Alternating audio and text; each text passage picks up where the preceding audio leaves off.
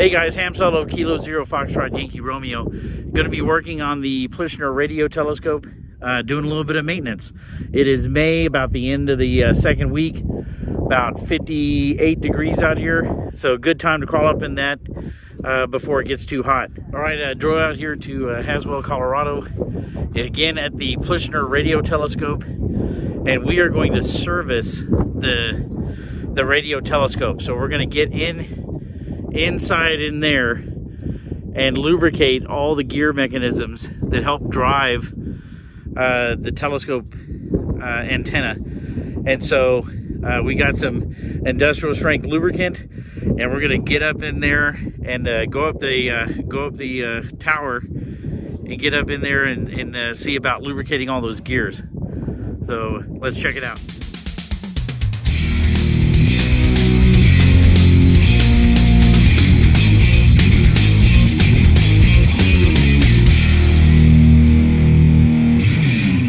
Basically, this is the azimuth drive in here and the elevation drive. In other words, it's the thing that takes, we have 240 coming up here, 5 phase, right? Ground in the center. And so we come up here to this box here, and the two drives motors are on different voltages. This is the azimuth controller right here, Zenith, which is Zenith. This is the azimuth one, and it drives that ball door motor right there at the end of this, right there. Okay. That's the thing they replaced. They used to have these two shafts going into that gearbox, and now we only use one because they used to have the two motors spinning identically at eddy current couplers on the front of the motors to the shaft that you could with a small DC current control the amount of power transfer. And so they very smoothly could shift gears and turn it different ways because they went in the gearbox, and so they became counter rotating. So anyway, that's how the system works. Well, this motor works on 240 3 phase. And the way that they do is they bring in 240 volts through here. This is the filter, this is the relay and fuses into here. And they rectify it, filter it, and then they send it back out 3 phase. And that's controlled by the voltage that it sends from into here, gets rectified, filtered, and then that drives it. And these little relays down here, they actually, I think, go to the brakes. Every once in a while, when things don't turn, you have to come in, you might check the little fuses here to make sure they haven't popped. But we haven't had that happen for a long time. But it's a mess. Now there's a handheld controller, and when we get ready to lubricate it, we'll plug the controller into a 25-pin D-connector on the bottom of this box. And then you make sure that the one in the building is disconnected in the trailer. And then you can plug that one in and you can control it just like the mechanical box does in the trailer, the top one. You can do that up here. So you can sit here, you can sit right on there and control the dish and move it back and forth, whatever you want to do. This is the circuit breaker for the dish control, I think is right here. And also, this is where we're going to pull our power out of, go up to the feed. So in other words, we'll bring the cords up there, and then we'll bring another cord down. Everything, these are the feed lines right here, and they come out the bottom. Everything comes through here. There used to be slip rings up here on that piece up there, but then we removed all of that. So we don't have slip rings. So we just bring the cables out and let the thing wind up. I use these to check out, because when I built that little bracket there, so this cable right here normally goes to a swivel joint. So that we eliminate this little piece of loss right here. It just goes to a swivel, and it goes on up a RG213 up to above the dish, and then it's up into the dish itself all the way up to the feed. It's a half-inch EVX again. So those are the two lines that I told you about right there. You saw down below. They come on around and come right to your feed. manual software. Okay. That's what they built. And now if you want to open it, you'll see a little power supply up there. And I think the Raspberry Pi may be gone. Yeah, that's just a power supply. Oh, there it is over there. Yeah. And that's the Raspberry Pi that does the readout. And all the Raspberry Pi really does is round connector over here. It could be. I'm not sure. It could be the round connector. Yeah. Well, okay. Well, anyway, we'll find that. But you don't want them on 0 either. So take them off of 0 and then don't run them too high. But then that little box right there will allow you to control it as we're lubricating it. Let's see now, is there connector extension cords, things up here? Now, let's talk about sensors. The azimuth sensor is right straight above your head. And you notice that's where the Selson motors were at that Bill talks about all the time, because he tried to hook them back up and get them to work again. Mm-hmm. But the rest of us are looking at it kind of strange. Why do you want Selson motors when you have a digital readout now? But anyway, they're driven at different rates from the gear, from the thing. So you just calculated whatever conversion factor was necessary. Yeah, one of them has a 1-to-1 rate 6 times for every 1 time the dish turns. Mm-hmm. The next one is 10 times more than that, whatever it is. I don't know. But anyway, those were the Selson motors, and they had 4 or 5 of them. 4 of them, looks like a 3 maybe. So the one that you see that way furthest, the black one, that is the position sensor, the 12-bit. Okay. Absolute. It's not an optical encoder, it is a magnetic encoder. But it's an absolute one, so that it doesn't need to be, it's always going to give it a digital output depending on the shaft angle compared to the housing. Okay. So is this box, I can see the azimuth gear here, so is Yes. this box is hooked up or has a gear running on that? Yes, Okay. correct. All right. And so that's and now there's another one here that looks fairly new. The other one this way. With a silver base? Right, silver base. That is a home-built limit switch. What they did, that was the one that turns like 6 times per full revolution. Mm-hmm. So what they did was they came down and they ran a 1/4-inch all thread, and they put a little kind of a nut on the all thread with a little arm hanging out, and they put a couple micro switches. So as the dish turns, that all thread moves that piece up and down and hits the limit switches. Okay. And that's the azimuth limit switches. That's inside that little box right there.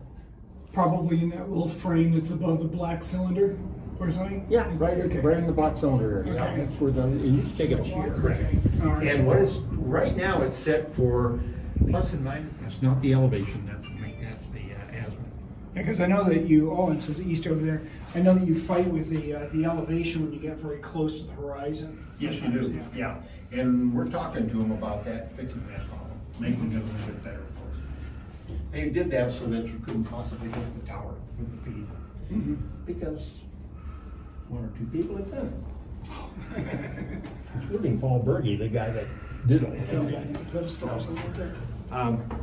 No, I'll show you that. That's a little different. But okay, so this is at the control level, and that's the readouts, the motor. And so now this thing here maybe needs oil or whatever. The chain needs lubricating, I'm sure. Mm-hmm. That thing right there is the brake. Which thing? This over here? Is this this must be the ultimate drive that drives the ring gear? Yes, right. Through here. That shaft turns when you're turning, and then that drives the pinion. So we've got a gear down here, we've got some kind of gearbox Yes. in here, and is that a defunct motor that's sticking out here? No, that's a brake. Oh, that's the brake, okay. Oh, so this mechanism's the brake, and then we just have a collar just for misalignment there going into, okay. Yeah. All right. Make sense?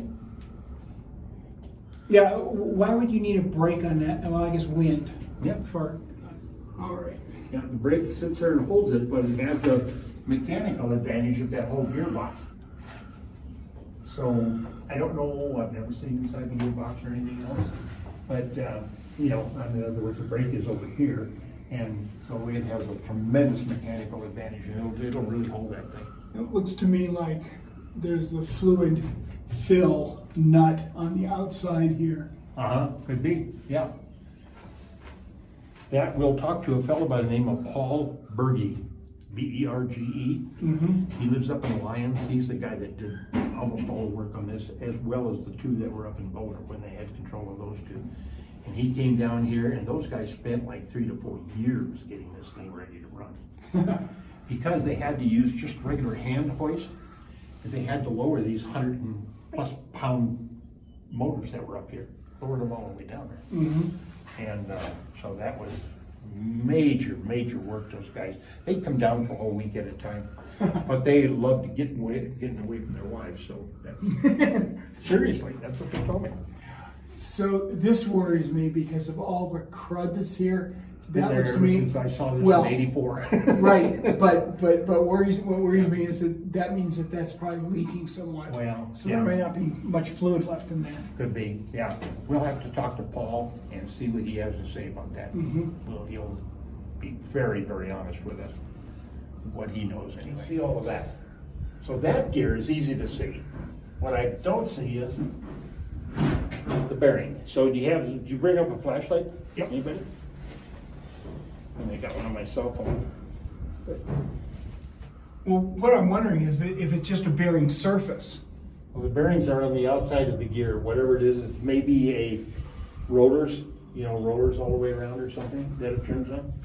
But this is the first time I've ever spent this much time.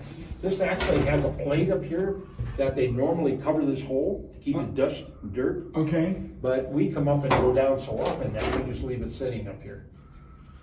And we don't actually cover that. But you mean the hole that your head's in right now? Yeah. Yes, Okay. right. Now, so you'll be able to see that gear, and all that needs lubricating and it needs cleaning up. In other words, we have to bring a vacuum up here, and somebody needs to spend most of a day or just playing around cleaning all of this stuff up right here. But this is, and birds can get in here too, you know, I mean, I'm looking right out at the ground right there. So everything up here rotates. All of that's fixed. Yeah. So what I'm going to do is take that back. I'm going to go up, open this, and I'll go up above, and then you guys on your way up can take a look at all of this. Okay.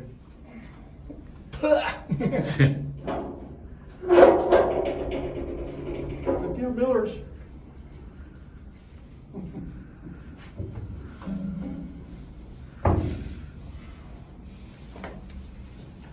I can let you get up there. I'm going to open up this door and send the bucket down for the Okay. food.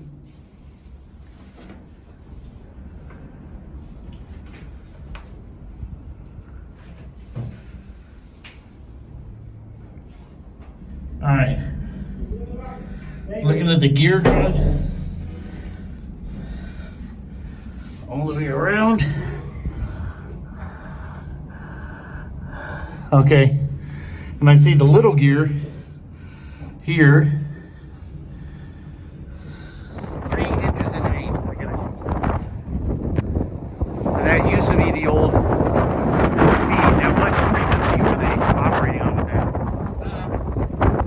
They typically, I think, ran that one at about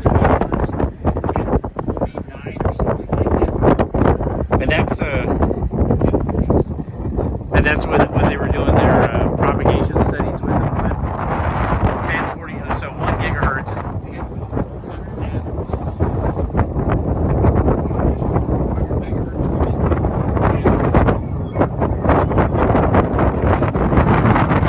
When y'all went to set this up, and you had that 3 1/8 inch and the microwave here, and then higher frequency microwave hoses here, right?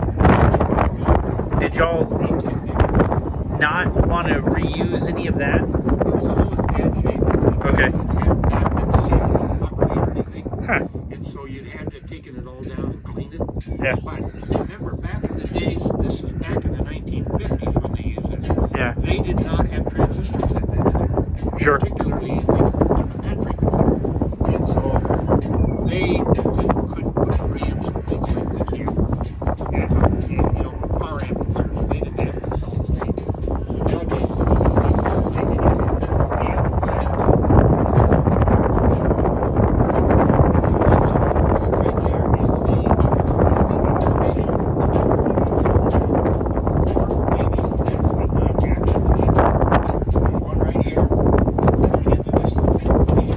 Yeah.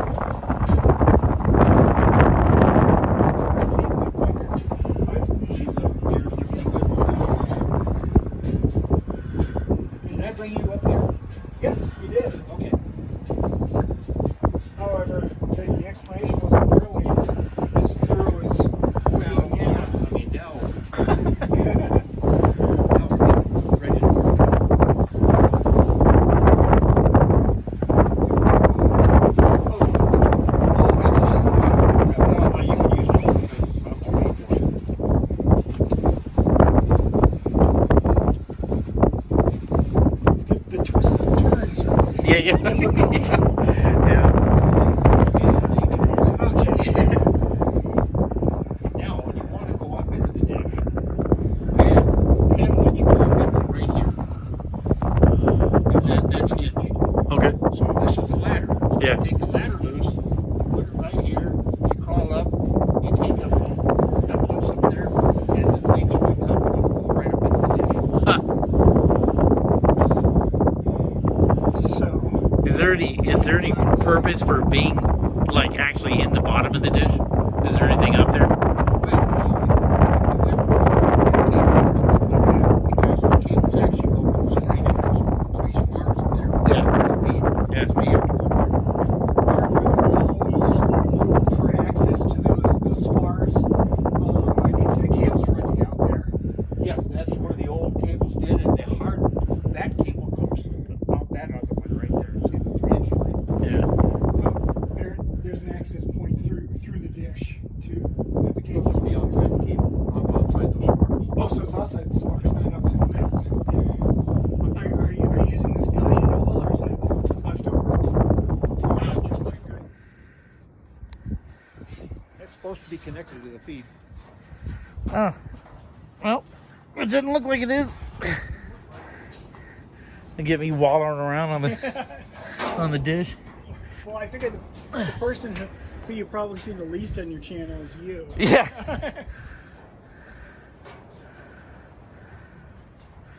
Yeah, that's supposed to be connected to the feed. That's the noise injection. So I can't test that today without tipping the dish over and put it going up.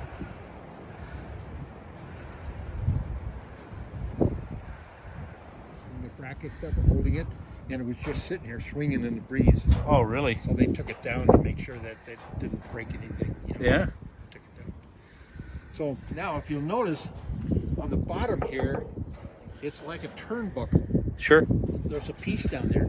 So that's how you align the feed. Turn the entire cylinder. You just turn that nut, and Oh, it's that nut. double threaded in opposite ways, so it expands the joint and contracts it. Huh. Oh, okay. Just threaded. Yeah. So that's how you align it. But when we measured it, and we did that just last fall, we actually found that it was nearly perfect in alignment. Huh. There's the two microwave. The feed lines? Yeah. Yeah. All the other feed lines come up here, and that's my box on that side, and it's the fiber box on the other side. And what exactly is that fiber? It's not doing anything now, right? Not doing anything. No, we haven't used it since that. Anyway, there's no point.